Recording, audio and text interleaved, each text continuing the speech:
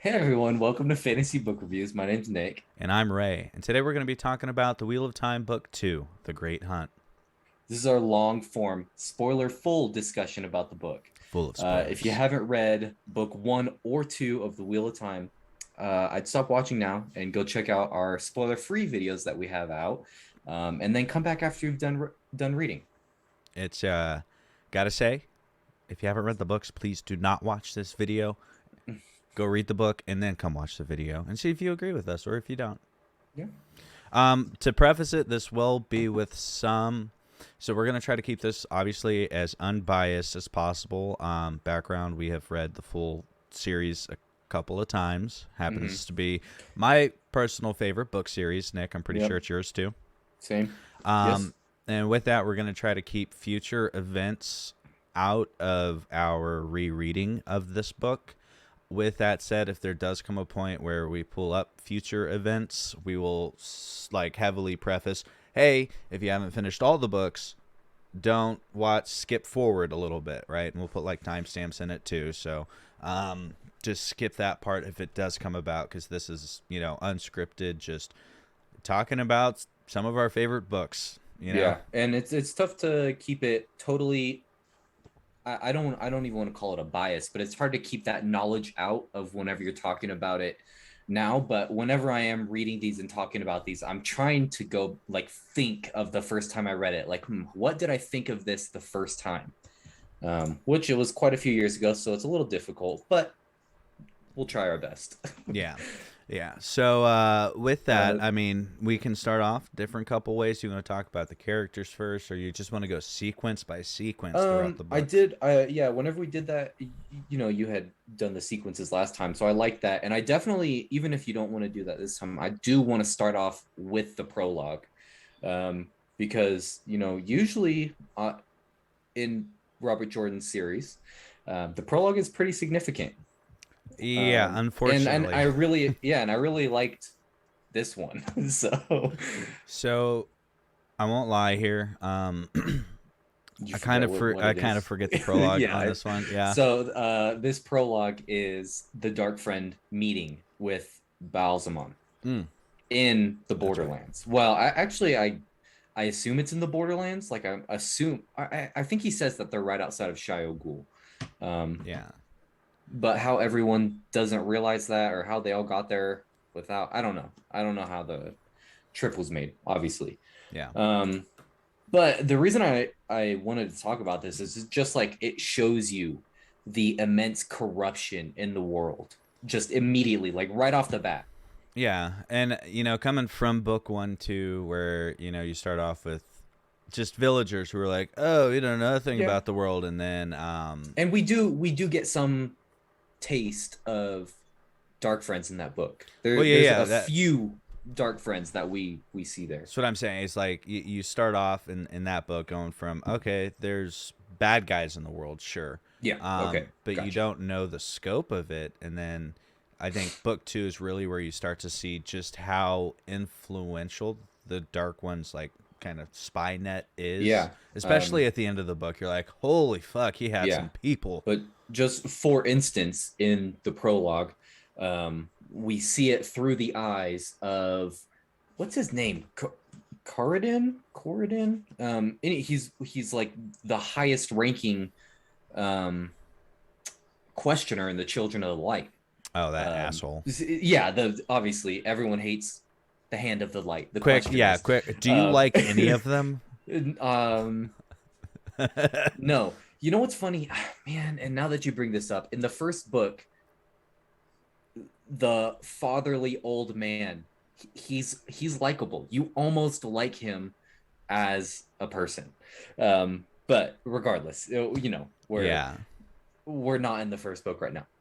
But just for instance, in the prologue, through his eyes, we see that he can pick out a Tyrant High Lord. He picks out 3 Aes Sedai who are there, right? So we, Yeah. as the reader, know for a fact there are 3 Aes Sedai that are of, as they call themselves, the Black Ajah. There's sea folk. We just basically see people from every single walk of life, Yeah. from the lowest to the highest. Yeah. So And this book is really where you start to see that. Hmm. I think. Like I said, book 1 it introduces it, but book 2 really hammers it home. Yeah, and with that, this is something I didn't like, right? I'm not buying it because so we see a couple of people come into Faldara. I'm past the prologue now, sorry. Yeah, So yeah. we see a couple of people come into Faldara from a hunting trip, right? Ingtar. Mm-hmm. Ingtar is supposed to have been hunting at the same time as this. Moiraine randomly disappears and is supposed to have been coming back. And I'm not buying that Robert Jordan is trying to make us think Moiraine is a dark friend at this point. Like it's too I late to never throw that in there. I Yeah, never that's what get I'm that saying. inkling. That's I what I'm saying. even reading through the books the first time, I was like, how stupid are these people not listening to Moraine, Yeah. for one, but also like she's Yeah. legit.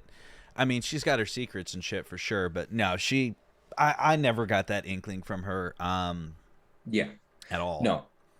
Me too, but reading this book now and seeing the characters, right? You see Ingtar coming in, and I could believe it, right? We're looking for someone in Faldara who is who knows the guards, who can pass these orders, who knows all this. So we're looking for someone in Faldara that's a dark friend. So Yeah. we can pretty confidently say right away Ingtar's a dark friend. But So I'm not buying it. I never thought it was Ingtar. Oh, really? The first read through when at the end of the book, when it comes out, I was actually surprised. Like I Oh, started really? thinking about it more because he was like, I need to find the Yeah, I horn, have to dude. find it. He's Um, so intense on it. but Yeah. I legitimately thought it was Lord Agilmar who was the dark friend, Oh, and the reason for that would that be was. crazy, huh? Oh, the reason was, I mean, they stole the horn, and Out of his who safe room, yeah. out of He's his got it. safe That room. that would be, yeah. That's true. That is Yeah. true. So I was like, oh, and at this point, you don't know the significance of everything that Lord Agilmar is. You don't know, his full history. You just know he's the Lord of the Borderlands and like Yeah, super true. fucking respected. True. So I was like, oh, it's this guy, and I thought Lord Ingtar was just like a homie.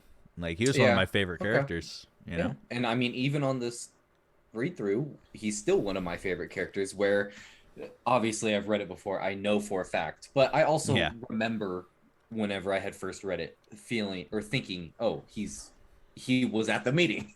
Yeah. Because again, in the prologue, the dude who we're looking through, he sees one of he sees a Shinar. Like he points out the top knot. So, Yeah.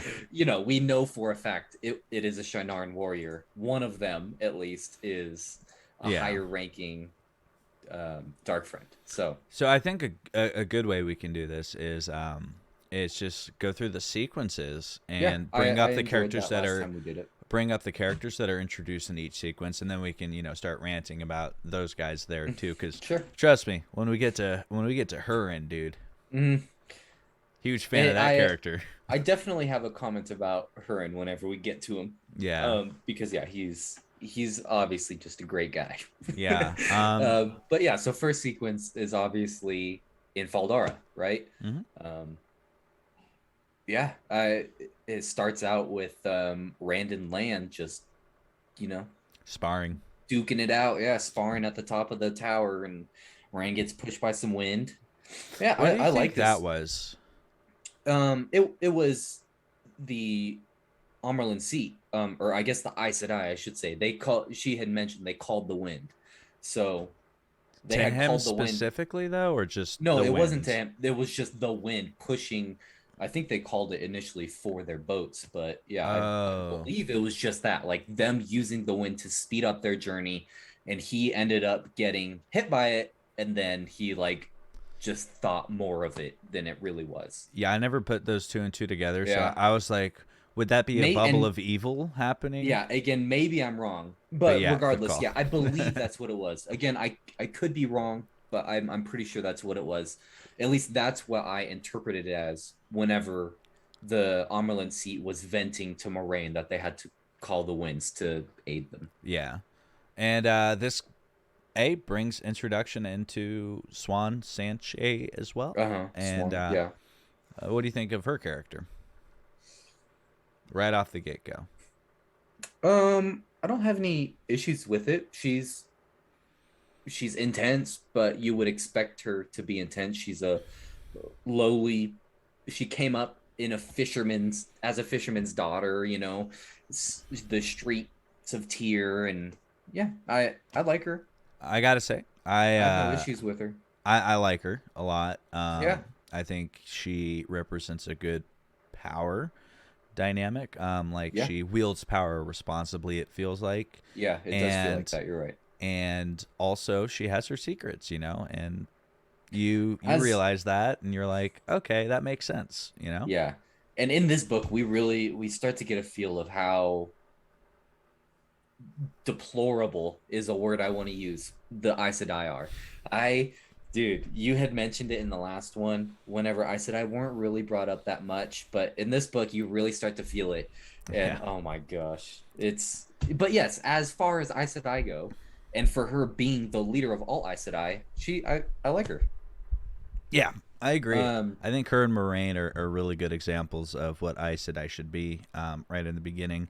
um, Unlike some of our other Aes Sedai friends that are introduced in this book. yeah, and it's basically an Aes Sedai that you hate is almost, I'd say 9 out of 10 times gonna be a red sister.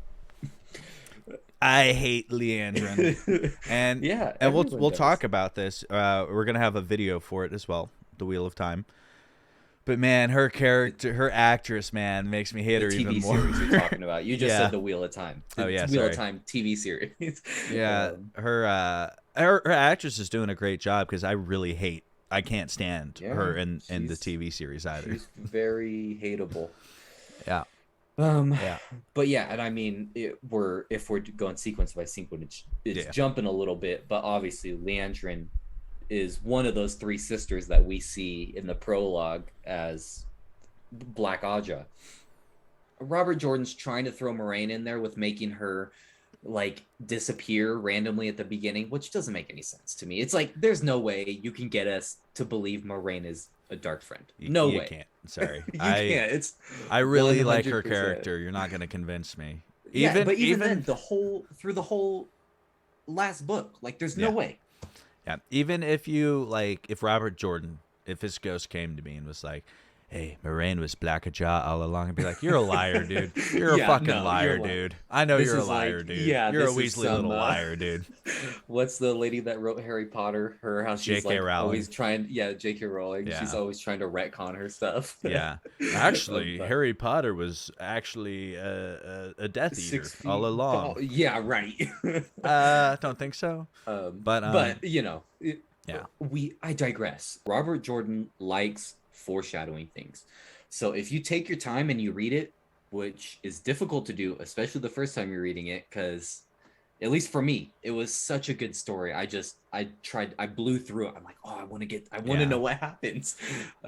Side But note. there's so much foreshadowing. Sorry, Oh no, you're so much good. foreshadowing. You will miss a lot, and you will recognize it more on a reread Yeah. if you decide to do that. And side note for those who are reading the series for the first time, literally read through the glossary. I don't know if you can see it. Oh, But sure. the glossary actually gives you a lot of good information. There's like I think 1,800 named characters throughout the entire series. So don't feel bad if you're like, wait, who's that again? I don't Yeah, remember, right? and it Um, gives you how to say all of the words if you're a little confused. that For too. I never I did eel. that. I just see. I It's not. pronounced them ale. I'm not Yeah, gonna lie. it's I eel. Um, but it goes over like let's see, who's a good one that's a lantern. If you read the word a lantern and you're like, what the Mm. fuck does that mean? Yeah, It's and in the back. yeah. You have Alana Masvani in the back too, right? It has characters and stuff. It's a good Mhm. way to supplement your reading of it. And we know that I said I can't lie, right? So I think Mhm. Oathrod is in one of them, but Look, or it might not be. I don't know. I'm sure it would yeah. be, but I mean, it's mentioned. Well, the yeah, Oath is mentioned in the beginning that you know, yeah, whenever people say that Aes Sedai cannot lie, it's more than just like, oh, they're like George Washington. They're always telling the truth. They're just honest. I think Oh no, you're wait, right. It was Abraham Lincoln, honest Abe. honest Abe, George Washington. He was the It's cherry a tree. cherry tree. Yeah. Yeah. Well, we're one of those presidents. So Fall But still, Dara. yeah, So sequence, right? Back to the initial sure, sequence. okay, yep. Fall Dara, I Mhm. envisage it as legit a square castle with like a Minecraft Yeah, castle. Like I built it, super simple. Which is obviously needed up in the, borderlands. yeah, because I mean, and Loyal goes into it, and Agumar go into it in the first book. At the end, the original Fall Dal Mel, whatever, the old tongue, it was Yeah. destroyed by the Trollocs. So this is the and that one was supposed to have been beautiful because it was built by the Ogier. Yeah. But this one is just, yeah, it's a fortress. Like, Then the initial sequence with Rand and Lan. mhm. I mean, Lan is phenomenal. I think it's just too easy to leave it at that. Yeah, Rand or I Lan love is his really, character. yeah, me too. And he's he's like being a fatherly figure almost. He's on Rand's side for some reason. That's actually a big thing that stuck out to me Yeah, on the first read and even the reread is how much yeah, he was not disagreeing with Moiraine, but yeah. kind of Really going helping against her Rand out. by helping Rand, kind of going Yeah, against her, and that's yeah, because Lan and Rand are kind of very similar, in a way. Lan has the Lan. burden of, Yeah, Malkier. yep, Rand has his pretty big burden that his future holds for him. yeah, yeah. Lan definitely feels a kinship. They're kindred spirits, you might say. Yeah. They have similar, and that's one of the sayings that they always use in the Borderlands here, right? Duty is heavier than a mountain. Death Um, is lighter than a feather. yeah, but the first part is the significant thing. They both Yeah. feel, and they do have a significant amount of duty to their people. Rand much more than Lan does. Yeah. Rand has the entire world on his shoulders, where Lan only has a nation. But he But killed the Dark One. He killed him. He yeah, killed him. yeah.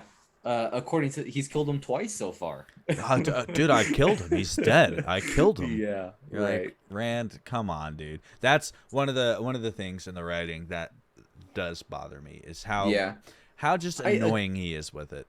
true. He is very annoying with it. I attribute it to him, to his village youthfulness and just not, He's his scared. ignorance. He's scared. He wants him to be dead. He's trying to will it into existence. Yeah, yeah, Which doesn't work. yeah. But But this whole first sequence, it's really, and might I say as well, Rand being a complete jerk to Perrin and Matt, and especially Loyal. It's like, come on, man. It's yeah. It's understandable because they want to come with him when he says he has to leave. Yeah. But it's like, come on, dude. Quit being a jerk to them. Don't be mean to Loyal, you piece of garbage. Dude, I'll say this. He was a little bit mean to them for like 10 minutes. And then, yeah. and then he was like, all right, guys, I was trying to push you away because I can do shit. And I don't want you near me to get hurt. And they're like, we're going to be mad at you for days. It's so funny. Like, I take some notes on these parts to kind of jog my memory. I put Rand treating Matt and Perrin and Loyal like trash, but immediately changing it. Yeah. Like, that's my note. It was like just immediately changes. It was like a 10-minute thing. And he Literally, immediately was like, hey guys, I'm sorry. I just, Yep. I wanted to keep you safe. And they're like, we're mad for days, dude. That was really fun. Like, and rightfully so. Like, not for days. Rand. No. Grow thicker. Sorry. So. Grow thicker skin there. Honestly. But no, Rand's being a piece of shit to them. For 10 minutes. And then he says, hey, I didn't want you guys to get hurt. And they're like, okay, don't do it again. And guess what? You make coffee for us in the morning. And you know what? I will say Perrin doesn't really hold a grudge. It's Matt. Matt is holding the grudge and kind of using Perrin like, Perrin, don't talk to that piece of trash. Come on. Yeah. I thought that was way overboard. Yeah, you think so? I thought it was fine. I liked it. Who's our group of friends? How often do we say shit? Yeah, true.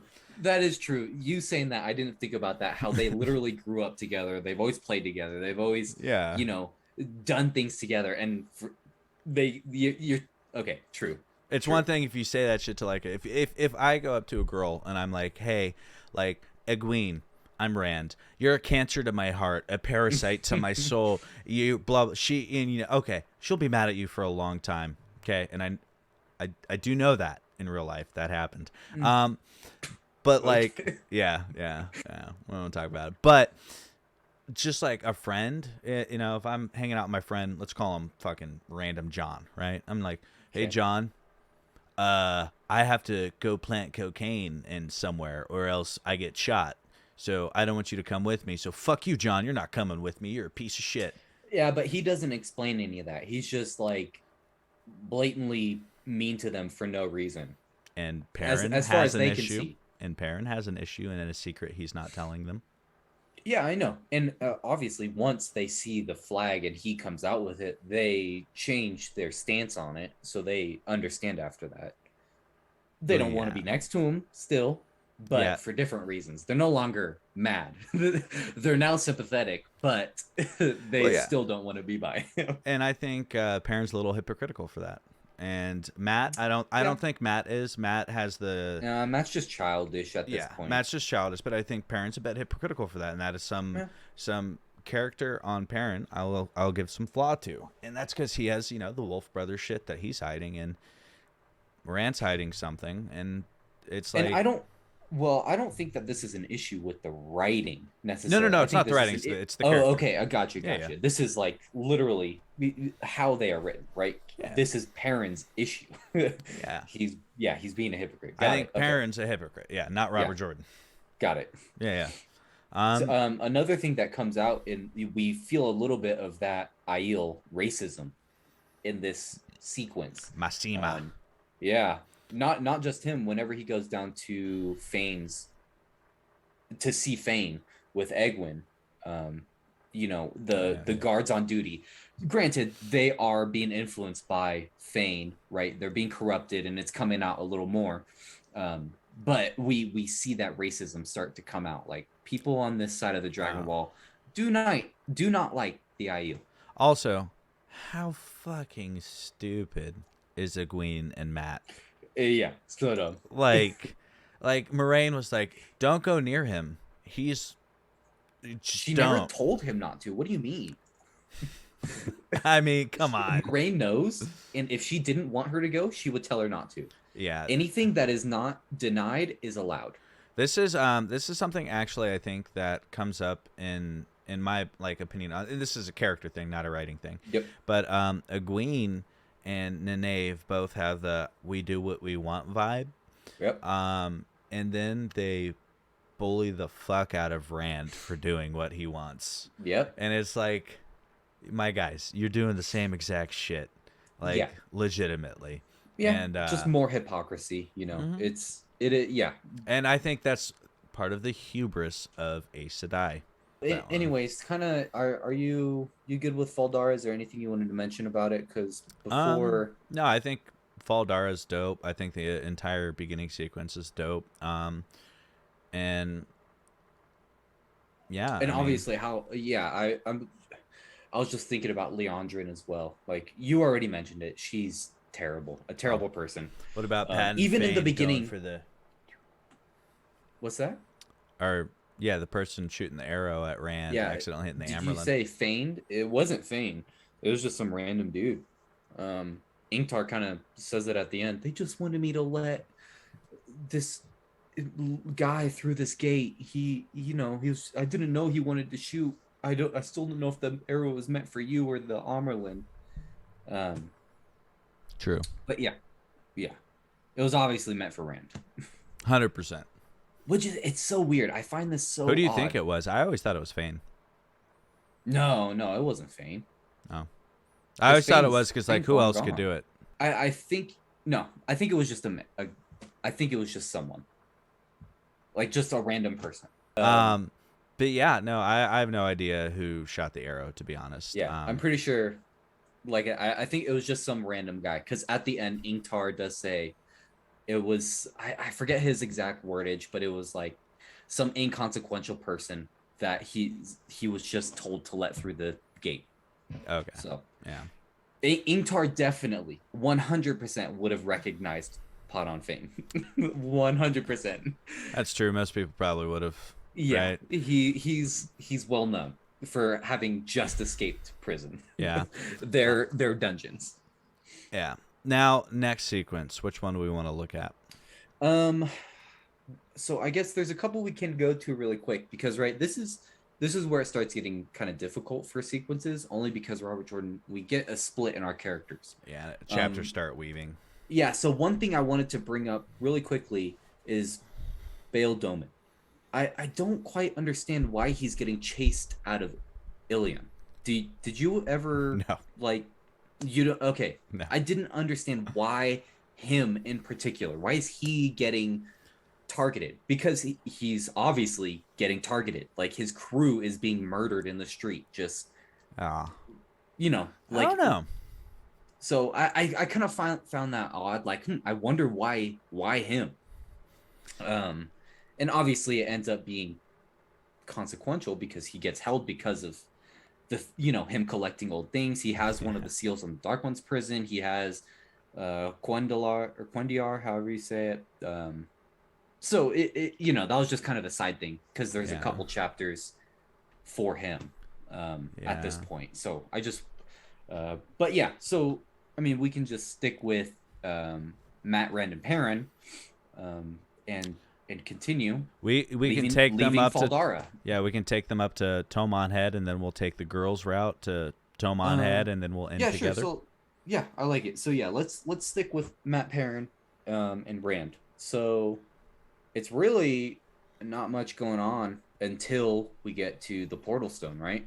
It's just following. We meet Hurin, who you wanted to talk about. That's my boy, dude. That's my boy. That dude deserves a pay raise. You get him a fucking pay raise. That man has an acute sense of smell, and you watch. You do not fart around that man. Don't do that to him. He's a good guy. You don't fuck with him. I gotta say, he's really great. Hashtag Team Hurin. Always was. But just so up to the Portal Stone when they're traveling, I want to throw out there, I love the Ingtar, Rand, and Hurin interactions that start building. Because Rand is getting cold-shouldered by Matt, who's being just a prick, and Perrin, who's like kind of just, Perrin. Rand's forced to branch out, and Ingtar starts putting on him, hey, duty. Yeah, and I think that's all, and I think we learned here, too, he's the second in command. And I kind of think that's why Ingtar is bringing him in, because he's his second in command, and obviously command structure is super important to these military minds. So and Rand, this I think is a really big turning point for Rand as a character. I mean, so force responsibility onto him. Yeah, and he's a guy who runs from it normally. But book one, he had great character growth. In book two, I think you take the established character that was made, which was a really good established character now, and it really starts to get him to grow, especially once that Portal Stone hits, when Rand is forced to take the responsibility for his new friend, Hurin, who, guess what, is like Lord Rand, and he's like, dude, I'm not a fucking lord, and then he's like, but he doesn't say that because because Hurin looks to him for the leadership, and because Rand told him to get him home. Position. Yeah. So so with that world, right? I want to ask.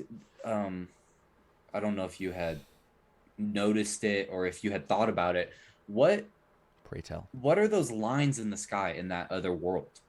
Because Rand talks about how he sees lines in the sky, and he doesn't ask outright, but Hurin and Loyal, it's kind of, they don't see it, right? They don't see these lines. No, you didn't notice that's plot armor. Okay. I don't know. I don't know. They had. I don't remember that. I don't remember that sentence. Yeah, there's a couple lines of text in there that he sees these lines, these thick, I believe they're big, thick lines going across the sky that he notices, but others can't. So okay, it was just barely mentioned, so it's not important. Well, it might be important. It might be the I don't know, Dark One's in prison. In the sky, just it's just up there, a tube. Yeah. No, I don't remember that piece of line, but I think that's really interesting. A, that I missed that, and B, that you brought it up. It's a small it's a small thing that's mentioned. I've read this It's book not like 6 times, and I've never read that. Um, yeah. um, but I don't know. That is interesting. I mean, so Portal Stone. We know they're in a different dimension, right? Yep. Essentially, it could just be Yep. the threads of like the dimension, kind of. Maybe. Like Yeah. I, I don't even know. Yeah, I really I have no idea. And I'm sure someone else will know. There's maybe it's been answered by Robert Yeah. Jordan, or maybe someone else has figured out the lore Oh. that I'm just haven't read up on. So Before we get into the Portal Stone part, let's hit okay. the Perrin and Matt, specifically Perrin stepping up as the new sniffer part. Oh yeah. And what Sniffer. right? Well, what was the big thing there for Perrin's character growth was he told the Borderlanders, and Yeah, they he all told accepted people it. about it. Yeah, And they were like, cool, sweet, we can keep going, awesome. Yeah, I No one didn't thought find twice. that, or I didn't think of that as significant. But yeah, now that you mention it, it definitely seems like something that would be significant for him, where he tells Ingtar, and it's like, oh, cool, you can find the person still. Great. Yeah, Borderland. He's like, It's all oh shit, practical. you can Yeah, give me, we can finish it. Yeah, dude, we're in. yeah. I All don't in. care how. Yeah, Like we know everyone thinks wolves are lucky because everyone knows they hate Trollocs. Cool. yeah, and that coming from the trauma that Perrin just had with the fucking dumbass children of the fucking light, dude. It's kind of like, I think, a good thing for Perrin, because he's like, A, people like wolves. B, people aren't questioning or calling me a dark friend about this.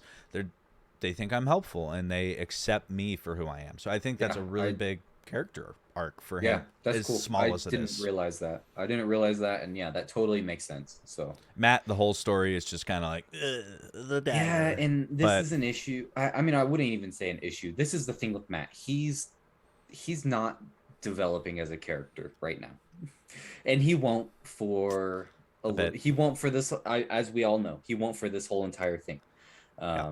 I think and I guess kind of a little bit of a spoiler. I'm not going to say anything specific. Matt does start to develop in the next book. So to preface,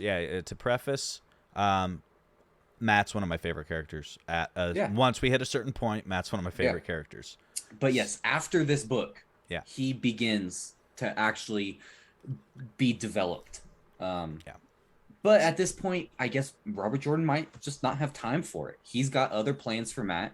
And so we're kind of stuck with this terrible, childish Matt. He's not terrible. He's just childish and he's immature. And I think the biggest thing that stops his growth is the fact that the Shadar Logoth dagger. I mean, he has no growth. True. He has the opposite of growth.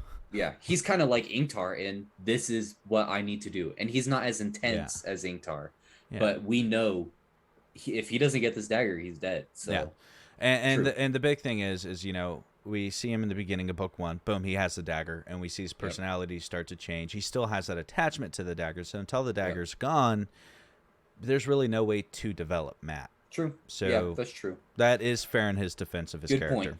Good point. But yeah, so I think Perrin stepping up, and then them hitting that village where with the Marjorol. Yeah, hanging on the door. Yeah, which sick. Yeah, and then we end up getting. I guess we can kind of jump forward a little bit because it kind of gives us a flashback where we see that Podon Fane is the one who just totally grabs this Murdral by the neck and starts hammering his face into the door. Yeah. This is where for me it's like, oh man, Podon Fane's a friggin' badass, and I'm sure for most people, you don't do that to a Fade if you're not. Yeah, he is, and Moiraine had mentioned this in the first book. Yeah, that Trollocs only listen to Fades, and Fades only listen to something that they're afraid of. And then Brand's like, what the heck? What can a Fade be? What can scare a Fade or a Trolloc? Well, and you've met him. On Fane. He's a peddler. Yep, there he is. And might I say as well, this book has some dark scenes as well. And I'll mention it whenever we actually get there, because I'm sure we'll talk about it here in a few minutes. So the big thing moving forward with these characters, they just kind of keep going forward, and there's some more minor character development. I thought so. Just to wrap up the Perrin Matt separated from Rand parts, I thought their character development for Perrin was phenomenal, and I thought the traveling sequences were really good. Including developing the villain Podon Fane. Yeah, this is something that I really like about this book too.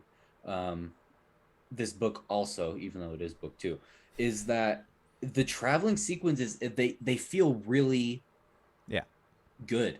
Like it doesn't feel like, oh, he's stretching it out. Oh, we're just traveling and traveling, traveling. No, it like each of the scenes that they go to, it's like, man, this is where I'm feeling how long they're chasing, Yeah. and it just feels good. I like it. It's not too much, and it's good. Yeah. Now to swap to the portal stone. So now Mm-hmm. Rand and Huron, they wake up and what do they see? And loyal. Yeah, and Loyal. Sorry, I can't forget my boy Loyal. And Yep. what do they see? They're like, "Where the fuck are we, dude? Yeah, What the fuck?" we're in. Yeah, and And which is we actually get to see what a portal stone actually looked like, which is kind of cool, right? You see the Ajah's colors and just this kind of giant stone with all these symbols on yeah, it. introduced is one of honestly one of my favorite characters to get introduced at like at any point throughout the series. Uh, I think this is one of the best ways a character has been introduced. You're walking, you're in an unfamiliar fucking world. You're like, where are we, dude? And all of a sudden, some shit's running at you, and some super hot chick shows up and is like, hey, just kill him, dude. And you're like, okay. And you kill And him. and also might I say, we she's super sus, right? To use some lingo, uh, Entirely it sus, dude. because we didn't really mention it on Matt and Perrin's side, but Uno has seen a woman in white randomly in two of the villages that they've passed. And then Hurin thought that he saw a woman in white in, what was it, behind them or in front of them? Regardless, in one direction he saw a woman in white, Well, and then she appears in the opposite direction where it is completely obvious that she could not have gotten to. not only um that, I think the biggest so the thing that sussed me out the most was Varen was like, where'd they go? And she saw the yeah. portal stone. And she's like, where'd they go? I don't know. That Varen's an old Aes Sedai, you know? Mm. She knows a lot of things. And then a chick showing up in this area with him. I'm like, dude, sussy baka, dude. Yeah, Sussy fucking she's baka. we obviously know she's not just some random lady. But We won't go but into I want a lady like specifics that in my about real that. life. No, straight up. Oh I want a yeah. lady like that in my real life. Celine, I think's written incredibly awesome, dude. Yeah, Um, sure. I mean, so obviously she's introduced as a big beauty, but she starts convincing Rand, not convincing him to go after Glory or anything, but Yeah, but pushing you him. definitely feel that persuasion. She's like trying to stroke Rand's ego, but you can see Rand be like, Mhm. no, fuck you. Yeah, And he just totally doesn't want it at all. And I think it kind of comes from where he's being pushed by the Aes Sedai to proclaim himself as the dragon. So here's her trying to like, ooh, take glory. Come on, glory. Think of it. Think of the but glory. I And think he's like, that's no, I'm not doing it. I think that's more of a statement of Rand's soul, if Oh yeah, anything. his two rivers blood, even Not though he has. not even that, his soul. Well, Just his soul in oh, general doesn't want to be pushed to that. okay. Because um, so we know he's the Dragon Reborn, right? And we know shit Right. gets respun out on the wheel and whatnot. Yep. And he is at his most influential stage in this current life, right? Sure. And the hottest chick he's ever seen in the world comes up to him, and she's like, dude, do this. And he's like, no, I don't want this glory, and I don't want this, right? He ain't no simp. He ain't no simp, dude. He is fucking no simp, and that's my man's Rand, dude. Yeah. But I thought the introduction of her was great, and then the introduction of those monsters, the Grolms, The right? Groms, yep. That introduction of those was really well done too. And Cool. Rand's like, no, I'm not going to do that. I'm just going to kill however many of them. Yeah. And you're Yeah, like, whatever. There's like three of them, and he just apparently, they're described as having, at least I think I remember him being described as having little eyes. So he's just like, killing them. He's killing it with the bow. yeah, great shot, dude. Two Rivers people apparently can shoot Yeah. good. Yeah. So then, yeah, the portal sequence is really, And then really he uses the portal stone that.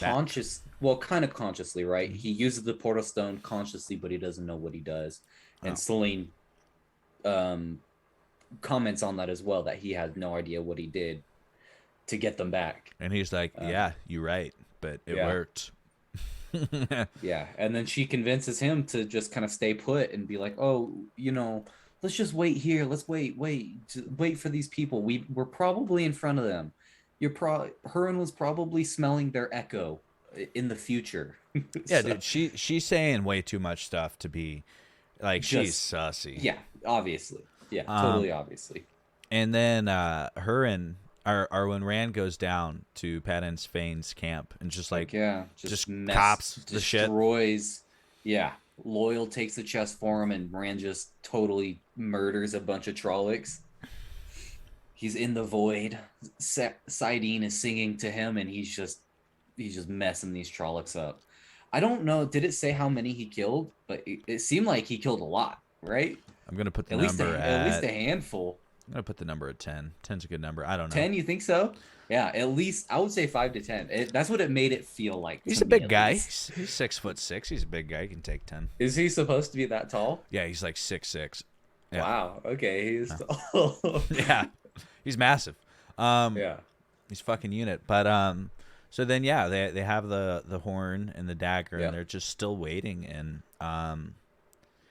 Well, they're not necessarily waiting. They're making yeah, their way to Cairhien. And then also, speaking of while we're on this, right? On the man, way you to pronounce Cairhien. these names I always pronounce Really? it What do you do? Cairhien, Cairhien, Sidon, yeah. Sidar. Yeah, I never Um, read the back pronunciations. I Just don't Cairhien. know. Like I said, I picked it up from the audiobooks because Is that's that how they pronounce it in the audiobooks? yeah, Cairhien. ABC.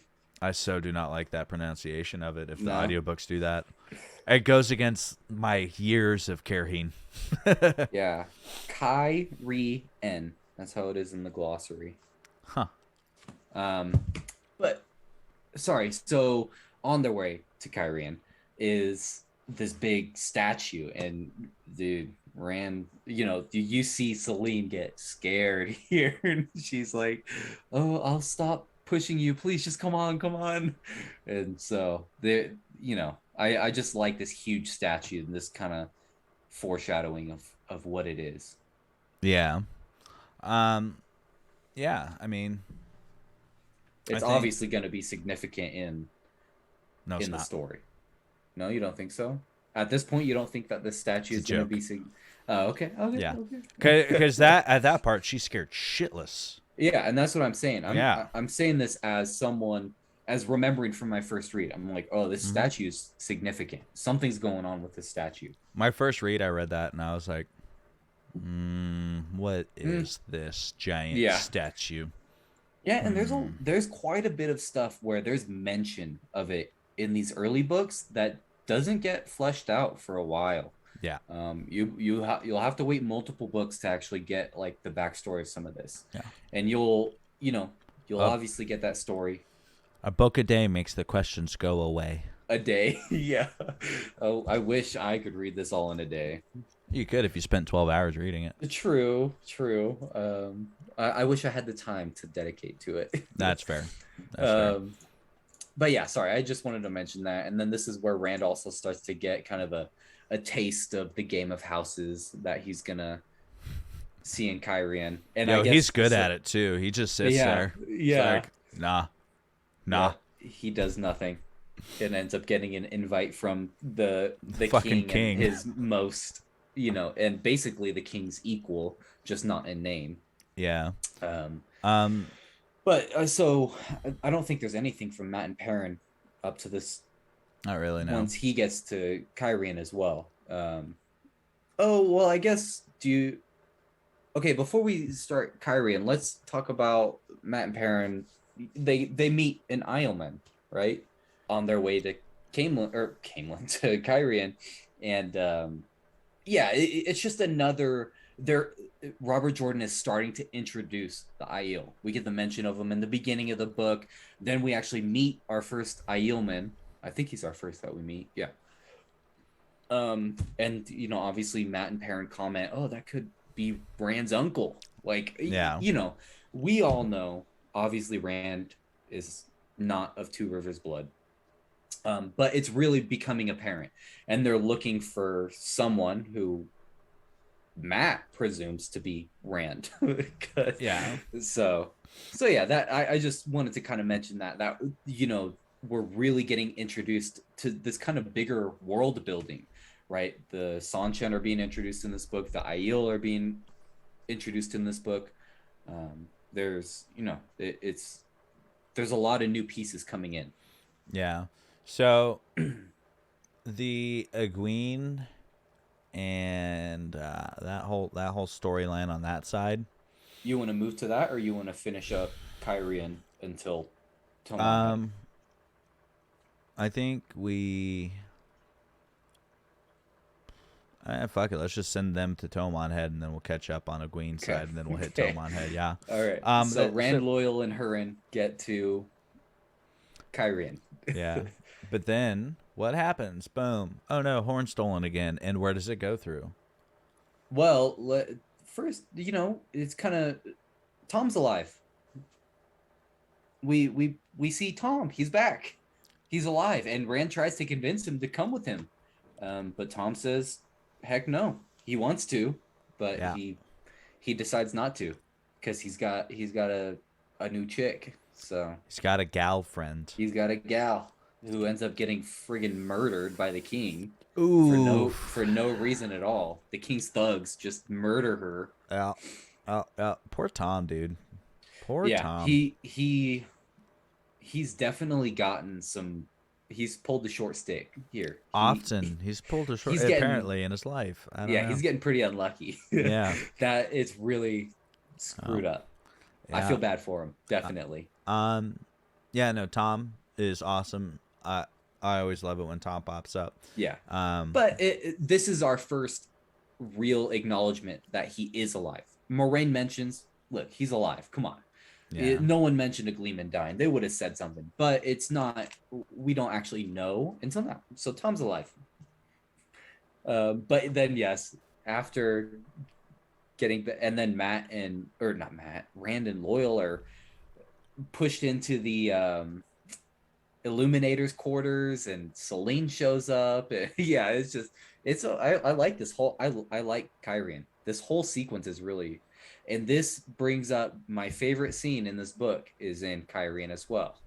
When Matt, I keep saying Matt, when Rand starts to take charge after Ingtar and them come back. It's my favorite scene in the book. I love it. I think it's so funny when Rand just like starts giving orders to Hurin, and he's like, all right, we got to do this, this, and this. And you really see him start to take charge. Yeah. He's like, oh, sorry. But then from that point on, he's kind of in a leadership position. He never really fully backs down from that. Yeah, this is definitely his like. All right, well, you gave me some power. It's mine now. So yeah, he never lets it go. Yeah, all the way. Yeah, which he makes a lot of good decisions. Like even yeah, like he does. I mean, sure, you make mistakes, right?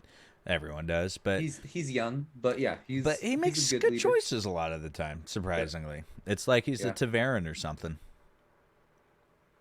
Yeah, almost like he has that plot armor. Yeah, almost like he's the main character. But no, right. It's obviously who wants a boring main character? Give him this ability. Yeah, and honestly, this is a big thing I think with Rand is like he's really earning his leadership right here too. True. All his skill he's gaining through sword play and tactical decisions and the game of houses and all that stuff. He's earning it. He's not being handed it. You say the game of houses, even though he literally does nothing. I mean, hey. But yeah, and then we end up going to the horn goes through a way gate, right? Yeah. And what's his name? Was it Damodred's? Is it him? No, I think Damodred's the king. I think he's the king. Man, I forget. One of the High Lords. Yeah, the other one. Man, yeah. Why did I can't believe I forgot his name.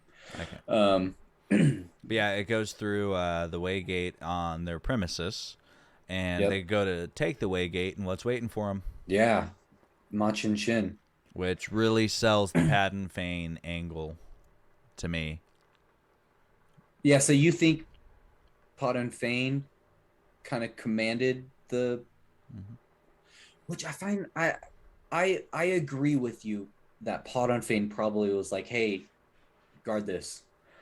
But I find it odd that Pot on Fane gives him like, or whenever he reaches Toman Head, right, and he hands the horn over to the High Lord there, Yeah. the Sanshin High Lord. He's like, oh, I have people following me. They'll probably be here a week behind me. Yeah. Like he doesn't understand the time frame, even though he's the one who blocked them from coming. At least that in my head, if he's the one who blocked them from coming. I think it has to be Bad and Fane. I mean, Yeah, Mach and Shin didn't I hurt him agree. to begin with. Yeah. B, the darkness in Pad and Fane is of Shadar Logoth and the Dark One. Mm. Um, Yeah, and I and agree Mach with and you. Shin apparently. So I think Mach and Shin actually kind of might what's the word? Cater to him Yeah. specifically in a Yeah. way that it wouldn't even to the Dark One. Or maybe it's the Dark One's pet and he's letting Bad and Fane use him. I don't know. Yeah. But I think it was commanded to stay there. So yeah. Yeah, I agree. I agree with you. It was him. I just found it weird that he didn't understand the time frame that Rand would get there. But I guess no one could have known that he would screw up. Yeah. Right. Let's fast forward a little bit since we're here. That he would screw up this next portal stone so much. Yeah. Whoops. Right. Yeah, they go out to the Ogier setting. What is it? Setting Sofu, right? Yes. Um, I believe so. and they're trying to use that way gate, and then Mach and Shin again waiting for them. But they use a portal stone, and this is where you get like some, Rand totally messes up, and he just starts pulling siding, and like just Whoops. everyone lives a bunch of lives, and we see, yeah, It's like he hasn't been trained or something. yeah, yeah, true, But I mean, what a good thing he accidentally did that. yeah. The I, the I the wheel wills or the will weaves as the wheel wills. yep, you It's a got it, you fucking got tongue twister, dude. it, you got it there. Um, Um, but yeah, so let's hit the other half of the story now. Yeah, sure. and catch it up to Toman Head. The You other go ahead and lead. half, yeah. Yeah, you can lead this whole half of the discussion. Well, I mean, we see, right, Nynaeve. Well, so let's go back to Faldara. They leave Faldara at the same time, and Egwene and Nynaeve are, they're kind of being trained as they're going. Yeah. They're having some lessons, and so we see Nynaeve kind of being pulled into it, and we learn that she's going to be entering the White Tower as an accepted, which I think is totally bonkers. Like it's kind of so crazy, it's so weird to me that they're allowing her to do this. But especially since she has a mental block on her channeling. yeah, she totally can't channel on her own. But when she But can, there's something there. yeah, she's really. I mean, obviously, she's the most powerful channeler that the White Tower knows of, right? Mm-hmm. Obviously. Yeah. All right, I shouldn't say obviously. It's not really explicitly said, but it kind of is. It's implied. It's heavily But implied. yeah, and so we see the acceptance test. We see Nynaeve going through this ter'angreal that we don't know what. Obviously, ter'angreal, no one knows what they were originally used for, but it apparently takes them through different lives. Fucking send me through that, dude. Let me try that. Yeah. Who Yeah. knows? I Might have think a it's so girlfriend in one of funny. them. They kind of mention, like, oh, some people get lost in here, and I don't know if some of them just want to stay in these worlds. It's like the dream world, right? Maybe. I Or don't know. different Maybe, yeah. dimensions or Yeah, quantum maybe it mechanics. takes them through different dimensions as portal stones. Yeah, something like that. We That's don't. what it is. Yeah, It's quantum mechanics. You wouldn't yeah, understand. exactly. We'd explain No it to one, you, but you wouldn't no one understand. can explain how Terra and Grill work. Yeah. Um, Well, how those specific ones work. yeah, yeah. But So but yeah, her being raised to accept it right off the bat. yeah, there's. I mean, I think it's a big blow to Egwene's like pride too. So I'm happy about You it. think it's her pride? Egwene's pride? Yeah. Egwene's not. Wait. I'm thinking of this backwards. Hold on. Yeah, no, novice first, then accepted. So Yeah. no, I think Egwene's bride is pretty hurt by it because she's not starting Really? off as accepted. Dude, I Egwene is didn't. so full of herself, man. Maybe. Yeah, you might be right. I don't remember getting that vibe from her, but you might be right. I've always gotten that vibe from her. I No, did I not like her from the start. I definitely get the vibe that she's full of herself, but I'm saying I didn't get the vibe that she was jealous of Nynaeve. I wouldn't say jealous. I just think it's kind of like, oh fuck, I thought I was good Mm, enough. I thought I was better, you know. yeah, I don't But know. I didn't get that vibe, but maybe. So yeah, there's not a lot that happens for them. We really, it's kind of just a time sink, to get Rand, Matt, and Perrin over to Toman Head. but how do the girls end up there? No, I know. I was gonna mention that. Yeah, that Leandrin kidnaps them. What a Basically, bitch. yeah, she goes. It's supposed to be originally just. Oh, and I guess this is something I did want to mention as well. But it's supposed to be Egwene and Nynaeve first, and then Min and Elaine, who we were reintroduced to. Right, they are introduced to Nynaeve and Egwene. Um, as their characters are and I become love men. friends. Yeah. I don't like Elena. I like men. But they're if they hadn't gone with Leandrin, they would have been murdered. Oh yeah. Because Leandrin said, "Oh, I was gonna have you guys taken care of." Yeah. Like she literally tells them that, Like, and then just kind of explains it away. Like, "Oh, you think the Black Ajah wouldn't come for you? They know that you're friends with Egwene." But yeah, so if they didn't go with Elaine and Nynaeve, they would have died. So yeah. lucky for them. Unlucky, lucky. I would say lucky because they're not dead. True. And Yeah. in fact, both of them. Oh no. Well, Min, nothing happens to her with Sanchen for Good. some reason.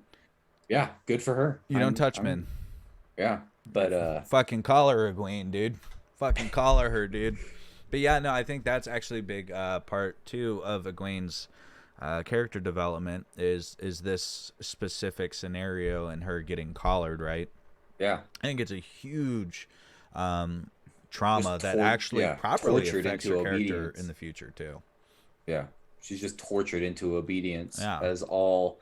Yeah, this is where you really see, even though the Sanchen treat their people, or they don't even treat their people that well, but even though they don't mess with their people too much, you really see like, oh, these are some messed up people. Like they're just taking these people, collaring them, treating like dogs, beating them, just terrible. And Egwene mentions to Nynaeve that like this one Sul'dam made her feel like she was neck deep in boiling water. It's like, oh my gosh, that No, thank would you, not dude. be fun. So they're just just the methods of making these Damani in their sense of their mind obey is just crazy. Yeah, when I first read the scene chant, I was like, oh, I hate these guys. These Yeah. guys suck, dude. These guys Yeah. are the worst. I, But yeah. I mean, yeah, Leandrin, boom, fuck her. Yeah. Let's just And this too is easy. where That's all I'm gonna talk on her because fuck Leandrin. Yeah, That's and all I'm it's saying. Fuck her. this is the point, I guess, where it's 100% told that she's a dark friend. And we also meet another Sanchen High Lord. Do they call them High Ladies? Whatever.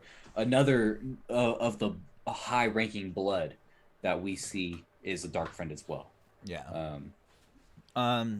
Vast, and that's the scene chant. That's across the fucking ocean. That's some, what's the word, influence. But yeah. So now Toman Head girls are there. Yep. And who sees them? What do you mean? Boom. Who's like, whoa, dude, I saw Egwene, I swear. Well, hold on. Yeah, you're skipping ahead a little bit. Because, yes. So, yeah. All right, walk us through at your pace. No, Because that's after he kills the High Lord Turok, right? That's his name, Turok. Which I think is a completely... I'm glad he did. I like that he did. I like the scene, but I think it's completely hilarious to think that this Rand, let's give him the benefit of the doubt. He's been training with the sword 6 months, right? I Yes. think that's a generous 6 months, because I think it could have been significantly less. I think he could have been training with the sword max 2 months.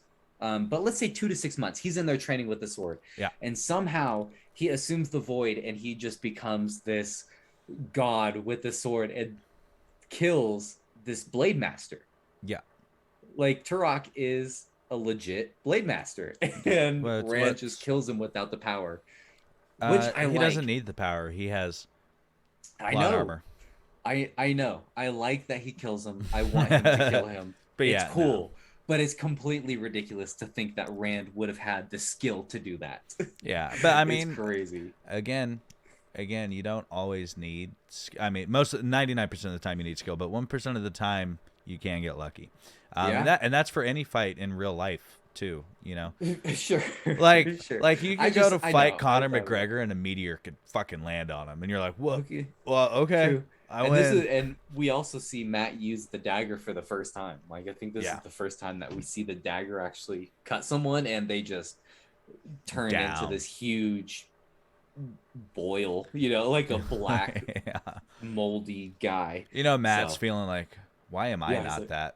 like yeah. So that was cool too. Yeah. And then they get the horn and we see, or I found it funny to see Ingtar trying to snatch up the horn every chance he got, even though Matt had it. Yeah. But Ingtar wanted it so bad and Matt just kept snatching it up. And So then we peer into the distance and we see yep, yeah, douchebags. Egwene, right? No. Is that what you're talking about? Well, whenever Rand is in the Lord's Manor and he Okay. looks across the street and sees Egwene Yeah, in the we'll finish this part. window. Douchebag was not meant for Egwene. Well, Oh, I'll reapply is it meant douchebag. for the white cloaks? Damn. Yeah, but we'll get to that later. But yeah, Oh, he looks out, sees Egwene, and everything changes. You know, their whole plan changes immediately. yeah, his whole plan changes because he's like, I'm not leaving. I know it was her. I didn't see her face, but I know that strut. I know her walk. Yeah, I seen how So that bitch strides. yeah. So But he sees her and then yeah, exactly. It gives him a reason not to leave town. yeah, Which is significant because then I mean, I guess you like Ingtar. I like Ingtar. But yeah, this is where they kind of have the Sanchen running behind him and Ingtar decides, look, I'm going to sacrifice myself to stop this. and it really shows the power of Rand's Tavernness. Is that he was able to completely change Ingtar from being a dark friend into Yeah, sacrificing himself to fight against I the think it Dark might One. have been partially Rand. I don't think it was 100% Rand. I think maybe Rand's Taviran nature pulled Ingtar back into like something that was already in there. Maybe he was upset, or not upset. What's the word I'm looking for? Maybe he was ashamed of the fact that he became a dark friend No one who and wanted a walks in way the out. shadow is so far gone. Okay. And Yep. with that, we have not seen any dark friend change their mind, but Ingtar did after spending a lot of time with Rand, Perrin, and Matt. Yeah, but I think If anyone was gonna change the power the Dark One has over somebody, it would be those three. I agree with you that Taviran probably had something to do with it. Probably maybe it had 75% to do with it. But I think Ingtar already he was ashamed of himself before leaving Faldara. Well, yeah, That's where the intensity for finding the horn came from. And then he says it himself. He's like, I thought finding the horn I find could redeem salvation for myself. myself. Yeah, I could find salvation in that. Not only Um, that, all those lives he lived from the Portal Stone. You know, he brings that into yeah, it too. yeah, true. And that also, yeah. Mm-hmm. And doesn't he see himself sounding? And Maybe he doesn't see himself sounding the horn, but every single time there was always more required of him, right? yeah, It never stopped there. and So with that, I think Ingtar is the best written Dark Friend we've seen at this point. oh, definitely. And Yeah, 100%. I don't think we have well, Pot on Fane, I guess, but he's kind of shown as more than just a dark friend. Yeah. I'll say this. But I think Ingtar is one of the most well-written, nuanced characters. I don't think Padden Fane's nuanced. I think he's evil as fuck. But I think Ingtar is perfectly nuanced. He's a good man who made wrong choices, wanted redemption, and had power in his hand, had his goal in his hand, and gave it away to save everyone, you know? Yeah. And the whole just story arc of him to get there. I think really he was the standout character in this book. Yeah, he was definitely a great, especially for a side character. Yeah, for a side character, he was so he was great. And then Matt is the sounder of the horn because he's the one holding the horn. So it basically just worked out like that. So as he goes to sacrifice himself, they look out, and in the field is an army of douchebags. Oh yes, of the White Cloaks. So they see him at that point. It's around that point. Oh yeah, I guess because Rand was like, okay, well, let's get the horn back to Varen. I'll drop you guys off, and then I'm coming back. Yeah, and then they see the White Cloaks, and they're like, oh, never mind. The White Cloaks and Scene Chan start charging each other, and they're like, what the fuck's going on, dude? Yeah. So then, this is where Matt blows the horn. Yep, Matt blows the horn. And this is where Rand is kind of confronted, where he cannot deny that he's the Dragon Reborn, because Arthur Hawkwing is like, Luce Theron, you called us. He's like, no, that's not me. He's like, come on, man. I know you. Even in this body, I know it's you. Yeah. He's like, if you haven't acknowledged yourself yet, cool, but I know you. Yeah. So he straight up says that. He's just like, what's up, Luce? He's given, irrefutable evidence. He's the Dragon Reborn. Yeah. Even if, at this time it's kind of chaotic, so he can't really come to terms with it yet, but he's given that evidence. He can't deny it now. Dude, like, seriously, if I was in Rand's shoes and that happened, I'd be like, and then Perrin gets the ghosts are telling me I'm this person. Yeah, Perrin gets the biggest compliment ever, where Arthur Hawkwing is like, maybe you'll be a hunter, or be one of the maybe you'll become bonded to the horn whenever you die. Oh, so it doesn't happen often, but sometimes new people are bonded to it. I hope Perrin becomes a hero of the horn. Yeah, Perrin, that would be. He needs to be. He deserves to be. Yeah, he deserves to be. He does. Fucking give one for my boy Perrin. He doesn't die, but. And so with that as well, the Dragon Reborn, he must also be bonded to the horn, right? You would think so. No. You don't think so? You don't think whenever Rand dies, his spirit will go to Paradox, sit on the plains? It's a paradox? Why? He can't summon himself. Well, it's said that the horn is not mentioned with the dragon. It's only said that the horn will be found before the last battle. Do you think if their soul is alive, then they don't get summoned by the horn? But if their soul is currently dead, they're summoned by the horn? Yes. Then dude, Rand is right there in the horn somewhere. Right. So these people who are bound to the horn can get spun into... They're still souls, right? They're still significant. I think everyone who is bound to the horn is a ta'veren, basically. Yeah. And they are they're spun into the wheel as ta'veren. Yeah, but if they're alive, then they can't be summoned when it's blown. When they're alive, they can't be summoned. If they're dead, they can be summoned. Okay, yes. Then Rand would be naturally bound to it. Same with Perrin and Matt.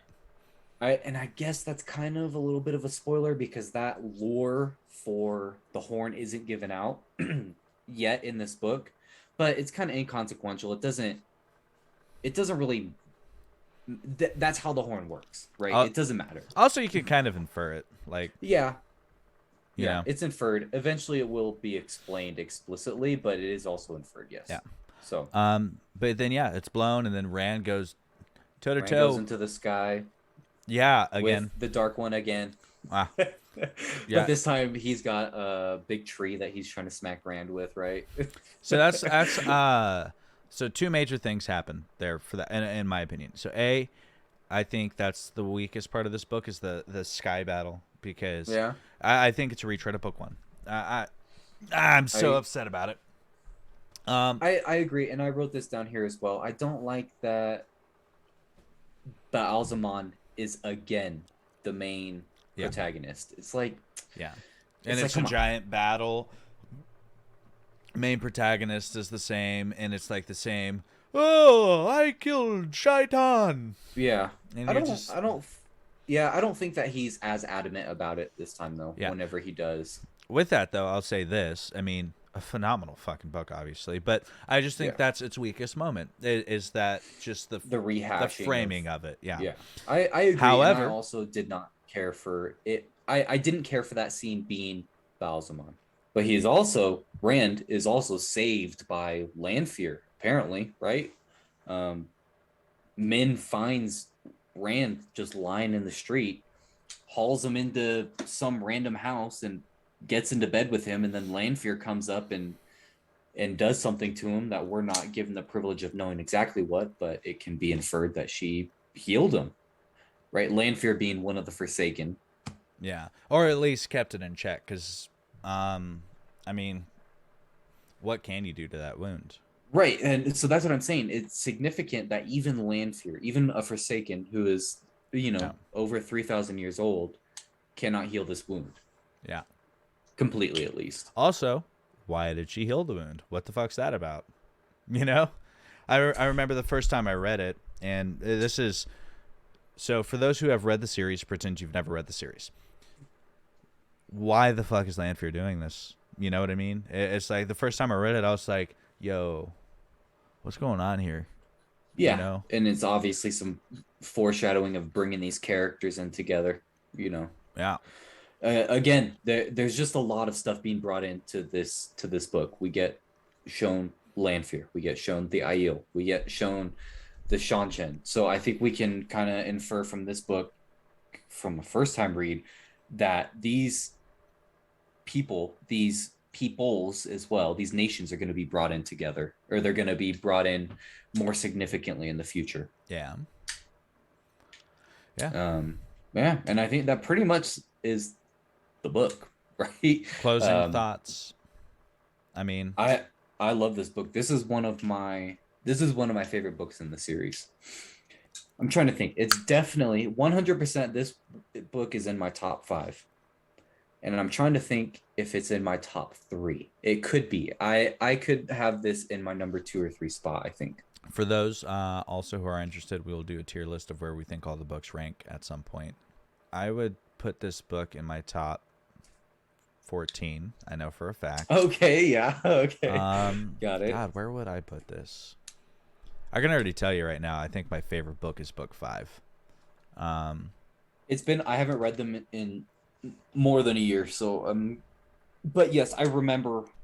I would say this. There's I'd say the no great. spoilers coming up, but yeah, I would say book 4 and 5 I really really enjoy. So those I ones are definitely some of my favorite. I'd say book 2 is in my top 5. Yeah. I would say it's probably at number 5 or at number 6 if something's going to Okay. displace it. Hmm. Okay. No, book 2 is definitely a bigger one for me. It's in my top 5, and I could probably jump it into my top 3. So Yeah, if it's in top 5, it's number 4. that's fair.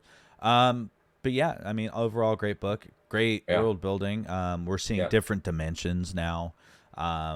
We're seeing, so that portal stone, Waygate's used again. Machin Shin's still in it, so that's cool. But we see Yeah. the damages the dagger can do. We see Rand step up, Perrin step up. All in all, Yeah, it's a great character development book for pretty much and all I of the think we cast. really get a feeling of how big the world is in this book. I know it, and it's funny because in book 1, you definitely feel the vastness of how far they traveled, but in this one, even so, they traveled so far in book 1, and then in this one, we also see other nations across the ocean Yeah, being brought in. The Aiel who are across the Dragon Wall being brought in. and it They're does feel traveling. massive. They're traveling like weeks, if not months, to get to Cairhien. So it's there's a lot of it. The world building in this one I really like. But the crazy part is I mean, still at this point we've really only seen Camelin, Mhm. Cairhien, Yep. and Dara. Yep. Those are the major Yeah. places we've been to Those that are we've the seen. three. Oh, we've seen Tarvalon as well. Tarvalon. Not the full breadth of it though. I think there's a lot more there, but Sure, they don't go into a huge, or Robert Jordan doesn't really get into a huge description of it, but yeah. we But see it because Nynaeve and Egwene yeah. arrive. But But yeah, okay. but basically it's like we still have, and it feels massive already, Yep. right? But we still have the Aiel Waste, we still have Ilion, we still have Tyr, we still have Yep. Domon, Yeah, there's and obviously that you can just look at the beginning if you have the hard copy. You can look at the beginning and look at all of the different nations on this map, and you yeah. can see that we've only seen a couple. Yeah, but like we already the world already feels massive, and for those who stick around for the series, and you should, it gets fucking massive. Yeah, and I feel like it's all manageable though. It's not Oh, it is. too big. It's a manageable Yeah, world. yeah. I'll say this, and like, I will say this, and this is not a spoiler, but this is talks about book 14 specifically. The world is very neatly traveled throughout the series until book 14, where everything's, it's the last book of the series. So aside from that, it's neatly traveled, but fucking massive in scope. Yeah, definitely is. Yeah. And we get some hints of, because obviously it's neatly traveled, but they go through places to get to their destinations, and we get little tastes, a little flavor of other areas that get introduced more later on. Yeah. So anything that's else for for the book book? 2, really. No, I'm good. We talked about everything I wanted to talk about. So Sam, I just want to throw out again, Lady Selene, if you're out there, fucking hit me up, dude. Yeah. Like I'll go after some power and glory, my guy. Like hit me up, Selene. But yeah, with that, stay tuned. We're gonna have book 3 at some point coming soon. Short review, spoiler free, and a long form as well. And we have a few other video ideas in the works too. Yeah, we'll have some more stuff coming out. And so on that note, if you enjoyed this video and you like the content and some of the content that we're going to be doing, like and subscribe. So as he had mentioned, our next for sure thing that's going to be coming out, book 3, The Dragon Reborn, still in this Wheel of Time series. Obviously we'll be doing this one for a little while. There's 14 books that we need to get through, so but yeah. All right, thanks everyone for watching. Thank you, everyone. Ray, thanks for being here. It was nice talking to you. Hey, it's nice talking to you too. All right, we'll catch y'all later.